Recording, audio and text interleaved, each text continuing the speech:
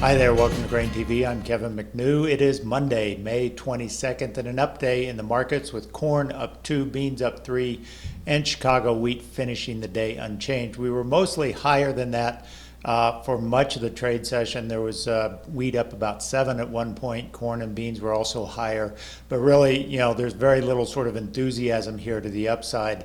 Right now the market is sort of focusing on two things. One is the weather and how cool and wet it is. So that's getting some limited buying interest. And then secondly, looking ahead to Wednesday, the Brazilian Supreme Court is going to rule on the corruption investigation of current President Temer. So that will certainly have market implications, especially for the Brazilian real. So traders will be watching that event on Wednesday very closely for the implications on soybeans. Let's take a look at weather maps here, and in particular, what we're seeing in the precipitation forecast for the next 7 days is continued wet weather pattern, especially in the Delta and the southern part of the Midwest. Missouri, Illinois, southern Indiana, those areas expected to get about 2 inches of rain. The darker red areas expected to see upwards of 4 inches or 5 inches of rain. So certainly wet where it is already wet, and so that is certainly unfavorable.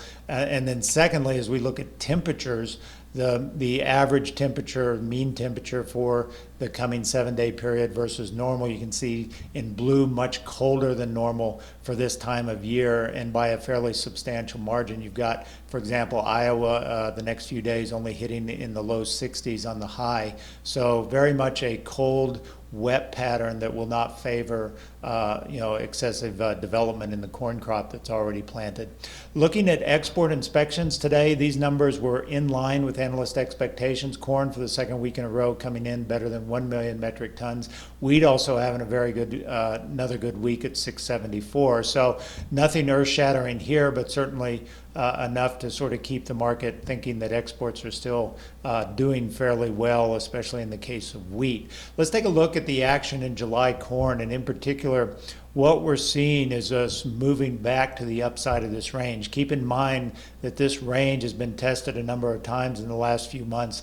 That 378 to 380 against the July corn has proved to be a major selling point. So we have not been able to close above that 378 mark since really May 10th. So certainly we're getting up in there. We tried to make a run at it today before selling off into the 375 on the close. So watch that as the potential pivot point here. I think we need to break that to really see some upside potential. I'm not sure the weather as it stands is that bear or that bullish at this time of year. So certainly if you're needing to sell some cash corn, it might be a good time to do that as we get to the upper side of this trade range. That's all we've got for today on Grain TV. As always, if you'd like to learn more about how we can help you lower your trade commission to only $7 aside and get free real-time quotes, then visit us online at grainhedge.com. Have a great day. We'll talk to you on Tuesday.